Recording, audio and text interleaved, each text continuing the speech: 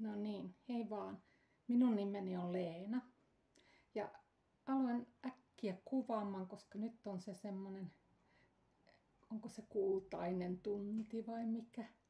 Kiinnitin huomiota, että tuo aurinko on tuolla laskemassa ja vähän niin kuin keltainen toi taivaan ranta. Niin kokeillaan, minkä näköinen tää on tää kuva nyt tällä hetkellä. Mä voisin sitten esitellä vähän neuleita samalla, että täältä lähti tämmöisen pikkutytön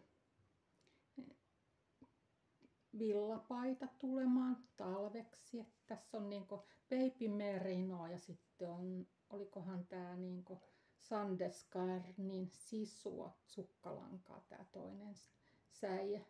Mä oon värjännyt sitä, että tää on tämmönen vähän kirjava. Sen takia tää villapuseron kaulus. Mä voin näyttää sen vielä. Tämä on se minun vääräjäämäni lanka, eli Sandesgarnin sisu. Ja sitten toinen lanka on tämmönen,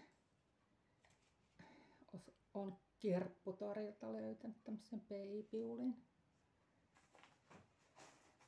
Katsotaan sitten lisää.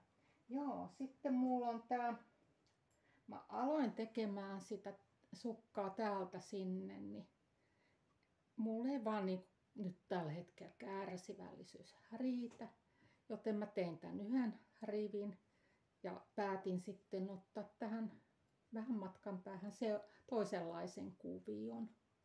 Niin ei niinku koko ajan tarvitse sit niinku silmäkovana tuijottaa sitä kaaviota, että missä mennään ja miten tää nyt tulee, että mieluummin tällainen rennosti.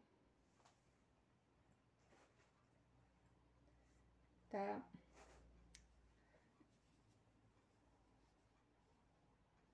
hani, mitä on se Paula Purkin mikäs se nyt, Narkin, no Paula kuitenkin, jotakin luottoneuleet, niin tää on hänen se hani tulossa. Ja täytyy sanoa, että tästä tulee ihme leveä. Täytyy katsoa, miten mä tän niin handlaan nyt sitten. Mutta tää on aika kova, tää on kovaa neulottavaa mulle, koska tää lanka on puoliksi kottonia, niin se käy mulla käsiin.